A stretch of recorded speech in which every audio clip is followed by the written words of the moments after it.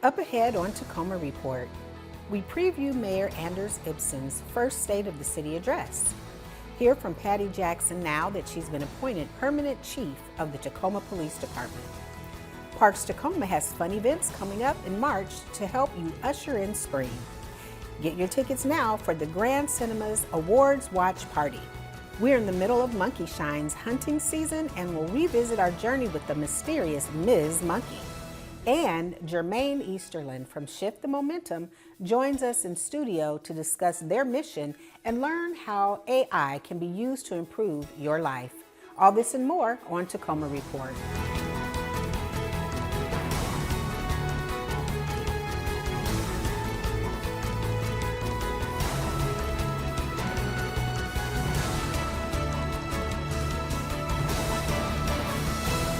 Welcome to Tacoma Report. I'm Laura Proctor. On March 4th at the Star Center in South Tacoma, Mayor Anders Ibsen will give his first State of the City address. Residents are invited to arrive early and engage with Mayor Ibsen and members of the City Council starting at 5 p.m., and the program will begin at 6.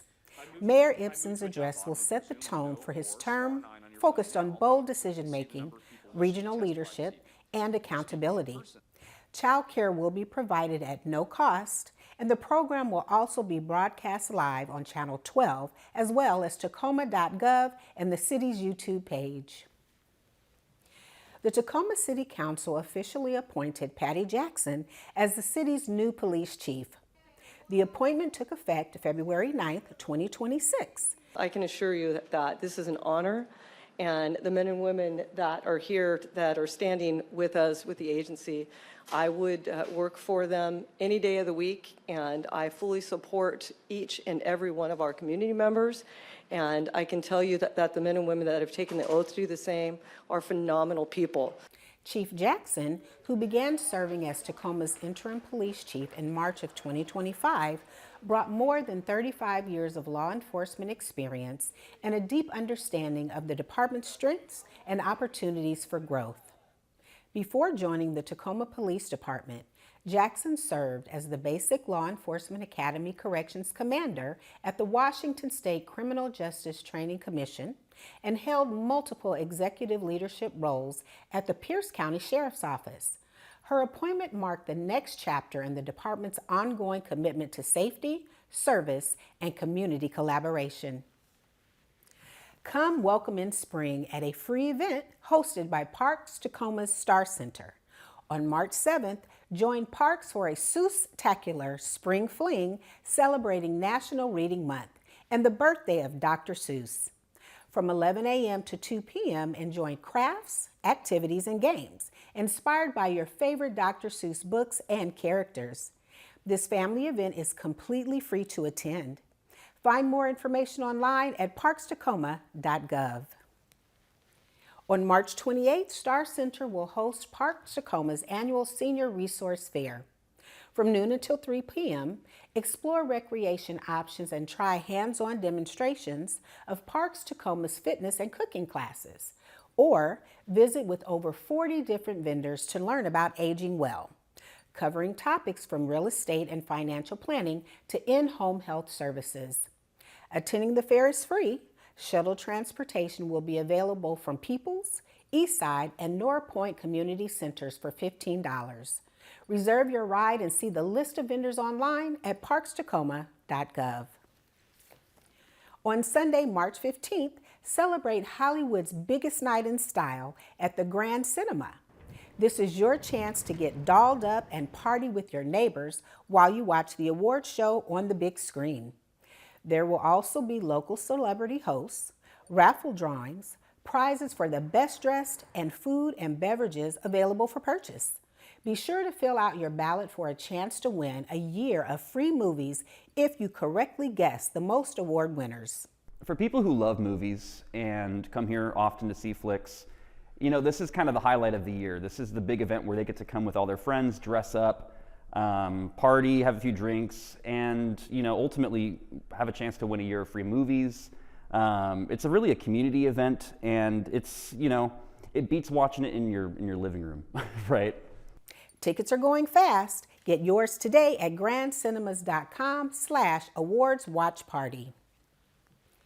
Monkeyshines season is in full swing. In 2024, TV Tacoma tagged along with mysterious Ms. Monkey as she reflected on 20 years of this beloved Tacoma tradition.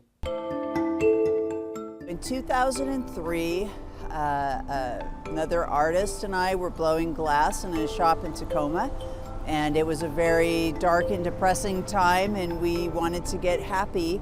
And we thought, how can we get happy? And we decided to make some floats and hide them around town and watch people find them. And when they found them, we wouldn't identify ourselves. We'd just get really excited and say, wow, what'd you find? And they'd be happy and we'd be happy, and we were getting happy.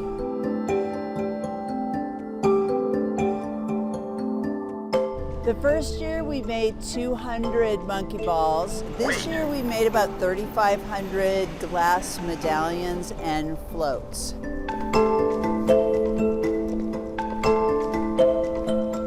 So the rules are generated by the community itself, which Tacoma has a wonderful sense of fair play and equity. And what the community has decided is that you only keep one. Ms. Monkey's rules are that you never give one away and they are never for sale. You must find them. I think I'll leave that one up there, but I'll take this one. Or we'll create a frenzy. We don't track where they go. We don't track who finds them. We never say where they go. That's part of the mystery and the fun of it. So what we encourage you to do is to get out and explore the city.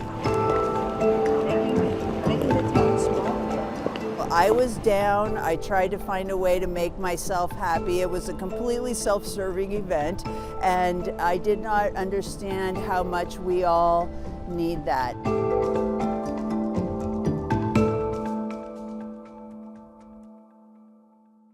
After the break, Jermane Easterlin from Shift the Momentum joins us in studio to discuss how they help local individuals, leaders, and organizations break through barriers, ignite purpose, and build sustainable success. See you on the other side. Welcome back to Tacoma Report. I'm Laura Proctor. Shift the Momentum is a Tacoma consulting agency that is human-centered and helps people shift the momentum with AI. Jermane Easterlin joins us now to explain more. Hey, Jermane. Welcome to the show. Thank you so much for having me. I am so glad you are here to share with our viewers what you're doing, what your organization is doing. So let's dive into some questions. Come on. All right. First question for you. For people meeting you for the first time, what's the short version of your journey, and what were the biggest obstacles you had to overcome? So once again, thank you so much for having me on this show. Yes. I am so grateful. Yes. I'm a Tacoma kid, born and raised on the Hilltop area, and my journey has really been long. I've gone through a lot of life. I've seen a lot of peaks and valleys. I began going to public schools, right? Just like all the Hilltop kids. I went to Bryant, I went to Jason Lee, but then I got a scholarship to go to Bellarmine Prep. And I was one of the first kids from my neighborhood to get a full-ride scholarship to go there. And when I tell you it was hard, oh my goodness, it was so hard. Okay. And I got all D's my first 2 years. But then something happened. I hit a shift, as one of my puns that I like to say, where I realized, Jermaine, you're 5'5", 220. You're not making it to the NFL. You're not making it to the NBA. And at this rate, you're not even going to be able to make it to one of the community colleges. What are you going to do, Jermaine? And I began my overcoming journey then, where I began to work out, lost a whole bunch of weight, grew 5 inches, got all A's at school. Then I carried that through my senior year, and I was able to get a full-ride scholarship to Whitworth through the Act 6 scholarship. And then after that, though, that's when my roller coaster began, and the obstacles started hitting me, where I'd get a job, I'd lose it, I'd do really well, wouldn't do well. And I ultimately got to the point where I dealt with homelessness, I dealt with incarceration, and then I dealt with the most hard thing ever, is where I lost my hope. And I didn't know which way to go. And as I was dealing with incarceration, that's when I had my moment of clarity, where I call it radical accountability. And I began to realize everything in my life, what led to that point, and what I was going to do differently to not live there, to not stay in that space. And so as a result, when I got out of my situation, I began to put in the work to go hard every day. And I began to turn those obstacles into opportunities, where I became a deacon at my church. I then got my career in workforce development, where I get to work for the local workforce board. I then got married to just the most amazing individual. And then we fast forward a little further, and I began my organization called Shift to Momentum, which then, with my partner and mentor, we create the AI Institute for Life Improvement. And it's just been a whirlwind, but it's been such a blessing. And if I could sum up my story in one word, it'd be overcoming. I love that. Yeah. And you know, thinking about what you just shared with us, one of my favorite quotes is, "This setback is a setup for my comeback." Oui. And you are the perfect, I mean, your story, there it is. So thank you for being vulnerable and sharing that with our viewers. Yeah. Absolutely. So how did growing up in Tacoma shape your mindset, and how did you turn challenges into fuel? Yeah, so growing up in Tacoma, specifically the Hilltop, it taught me two things. It taught me how to survive, Okay. but it also taught me how to care. Yes. Where I grew up at, it was a different time and place. I grew up in the late 80s, early 90s in the Hilltop area, where it's very different. I grew up, I had a stutter. You know, I was overweight. I love to read and love to learn, but I had to navigate these different spaces that I was in. So Tacoma taught me how to have grit, right? I always like to say, the grit don't quit, right? Tacoma taught me how to stand up for what I believe is mine. It taught me how to protect those that I love. And it taught me to have compassion regardless of the situation. It really showed me that regardless of what somebody's going through, you still have the chance to make a difference. You still have the opportunity to be able to have an impact, regardless of how big that impact is, right? Right. And I would say the difference in myself amongst others is that I didn't let those obstacles or those setbacks define me. I took it and I literally turned it into fuel. Where I had a stutter. It's okay, guess what I'm going to do? I'm going to go out and take every chance to be able to speak. Stuttering and all. I'm not going to allow what I'm going through to define my future, to define my story. Right. And that's really just, I'm Tacoma to the core. I love ETC. I love Frisco Freeze. I love going to Rice Park. Me and my wife always joke around where she's like, I want to go somewhere. I'm like, sorry, honey, we're stuck here. This is my home and this is my city. But it really put the ability in me to never quit, regardless of how hard it gets. To know that I always have a chance to grow and always have a chance to do better. And I represent the Hilltop well. You know, I definitely have pride when it comes to that. Absolutely, absolutely. Thank you for sharing that. So, Jermane, you built Shift the Momentum. What problem are you solving for people and organizations in Tacoma? And what makes your approach different from traditional consulting or coaching? Yeah. Well, most people do not fail because they lack potential. They fail because they lack structures. Like that. Okay. Right. I'm solving problems of execution. I'm solving problems of being able to direct people in the right space. I'm really, when it comes down to the root of it, empowering others to overcome the barriers that they're going through. And I'm fortunate to be able to do that through the utilization and the leverage of artificial intelligence, where I don't teach them to replace themselves. I teach them how to enhance themselves through using AI in the right way. So that could be an entrepreneur, that could be an executive, that could be just an everyday individual struggling with something that needs support and being able to overcome that. Shift the Momentum really solves the problem of feeling unable to do anything that is in front of them.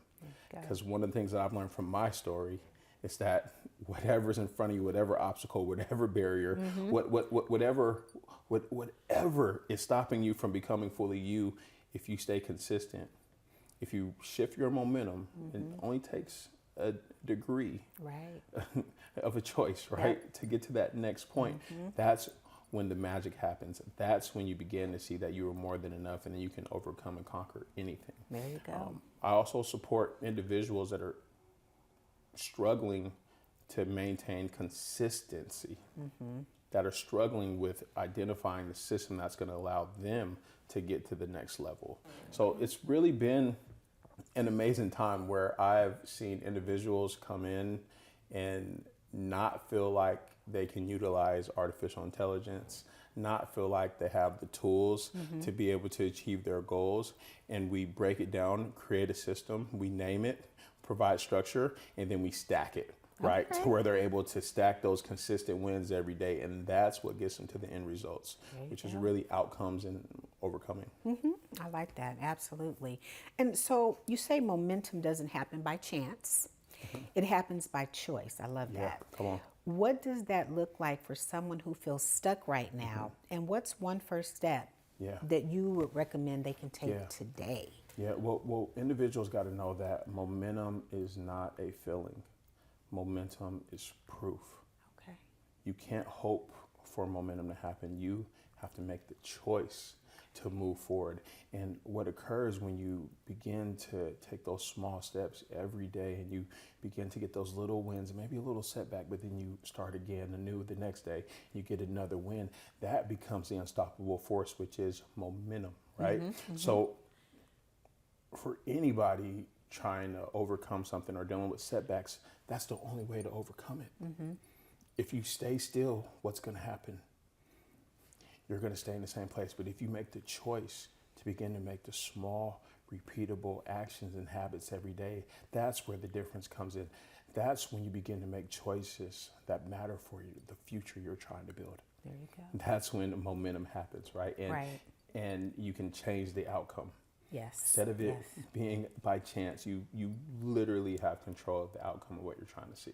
And having that determination and that desire and that want to make it, to take it to that next level, reach that success, and not just stay stagnant. Boom. Just, don't give up, don't quit. You're a perfect example of what that looks like. Come on. Right? So let's talk AI. Yeah. What made you take it seriously, and what do you think most people misunderstand about AI? Yeah, so one, AI is not coming. AI is here. Yep. It's the now. There's new tools. There's new large language models or LLMs coming out every moment of every day. So what happened for me was I have a great mentor where we're having this conversation about AI coming into the world.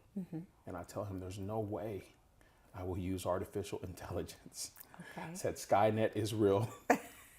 I said, man, I don't want them to have access to all my data, all my information, all the bad things that can occur in this world that I'm seeing with AI as it comes out. I'm like, there's no way. And he looks at me and says, Jermane, okay, that makes sense. But don't you think it also makes sense that somebody that isn't as intelligent as you, that cares as much as you do, that wants to make a difference in this world, don't you think it makes sense for that person to learn AI more than anybody that wants to do anything bad? At least if you're not going to use AI, to at least be able to protect your family and understand if AI is being used against you. So that's the first thing that I did, where I began to actually figure out how I can improve my family and my life for artificial intelligence. And then when I began to see the results, when I began to see the impact I was able to have on those around me and myself in work, in life, in every arena I was operating in, I began to see the value in it. And I didn't use it as a way to replace me, but as a way to amplify me, as a way to be able to produce more effectively. Not just a whole bunch of AI slop or a whole bunch of output, but more effectively. And how somebody can begin to understand artificial intelligence, they have to start using it. If you begin to utilize it in the ways that can support and assist you in your life, you'll begin to see that it's not all bad. And then we have to understand that it matters what we put into AI. I always tell people to think about this. If you're telling your 6-year-old child to clean their room, and you say, Johnny, go clean your room, what is little Johnny gonna do? He's not gonna clean it appropriately. Right, There's going to right. be gaps. There's going to be spaces that he missed. But if you go in there and communicate to little Johnny, say, hey, you need to make your bed. You need to clean under your bed. You need to put your shoes away. You need to make your closet. You need to do X, Y, Z, Right. elemental P. That's when little Johnny's going to get it, and the output becomes more like what you expected it to be. Being specific, And that's yep. how we can understand it. And then just people just need to know that AI is not magic. AI is a mirror. It reflects what you put into this tool.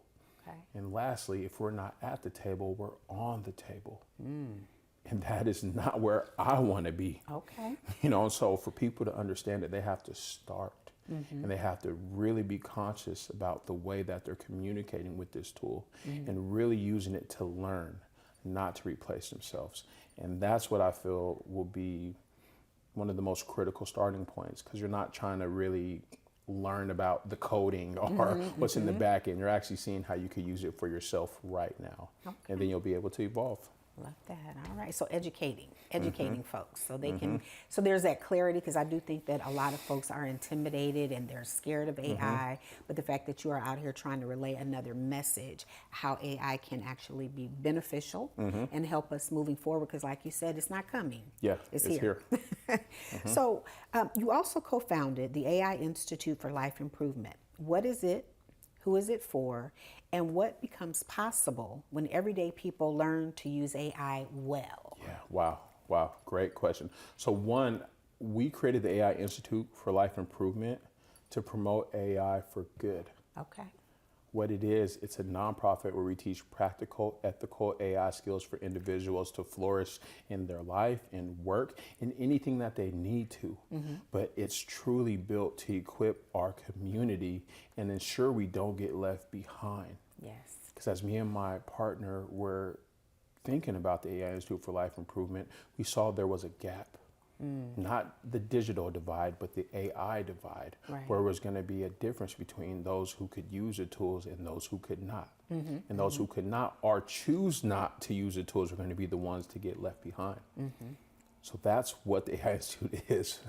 And who it's for anybody that's looking to make a difference in their life through understanding a technology that is all around us. Yes. It's for the entrepreneur trying to figure out how to get their idea to a point where they're able to become profitable. It's for the executive looking to understand AI for their organization, because Right. they're expected to lead. It's for the single parent trying to figure out how to get childcare, where they can research the resources that are available to them and then use AI to write a letter to help them secure that childcare, which we have seen happen before at the AI Institute for Life Improvement. It's for anybody that is looking to grow and learn in ways that they have never before thought possible. Because with artificial intelligence, we have access to historically withheld information. And remind me of the last part of that question one more time. So what becomes possible when everyday people learn to use AI well? Wow. And what becomes possible is that we could change the world, Okay. you know? Yeah. And not just the world as in the macro sense. We could change our world, which will allow us to feel empowered to do things we never thought possible. And what happens when we change our world? We're able to change the worlds of those that are around us, and that just domino effects begin to hit. Yes. And that's when we can create things the world has never seen. Okay. Well, final question. A lot of people feel nervous about AI. Yeah. We touched on that and being replaced. How do you respond to that? And you did touch on that as well. And what are 2 or 3 practical ways someone can start using AI this week? Yeah. This week to improve their life or work.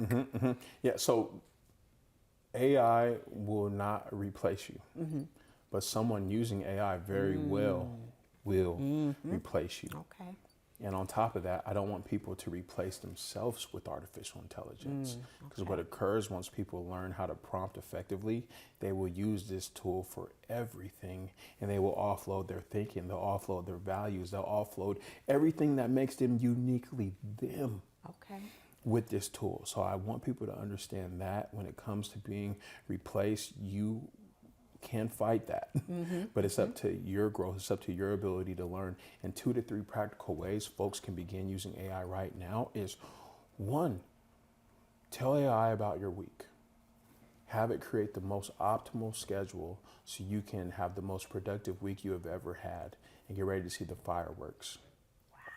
2, you can use AI to learn anything. I always joke around in my AI classes where I say, give me 5 days, my garage, and an AI tool, and I will build a rocket. Okay. Because we have access to historically withheld information. Yes. As a young black boy growing up on the hilltop of Tacoma, if I wanted to become an engineer, or if I wanted to build skyscrapers, or if I wanted to become the mayor of the city of Tacoma, what would I have to do? I'd have to know somebody that's done that, or I'd have to have access to that education. Now with artificial intelligence, we can prompt it to be able to teach us at a PhD level things we've never been able to learn or have access to. And then the last way, just use it. Yeah. You know, have some fun with it, but use it. I created a game for a backyard where it involved playing, you know, badminton, chess, and Uno. Wow.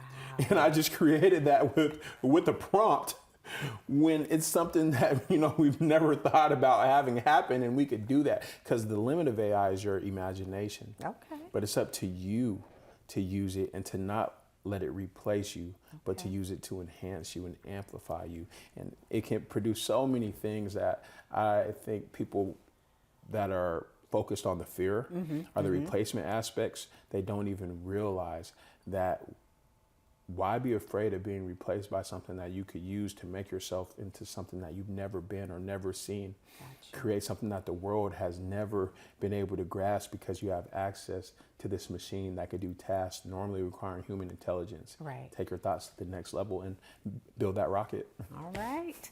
Well, I am so impressed and just honored to have you here and sharing your story, what you are doing. I hope our viewers have been paying very close attention and listening, and we look forward to having you back on the show with an update. Thank you for being here, Jermane. Thank you so much. I appreciate you. Absolutely. I appreciate you. That wraps another Tacoma Report. As always, visit tacoma.gov for more information on any of the stories you've seen today and to learn about all the happenings around our city. I'm Laura Proctor. Stay tuned and stay connected.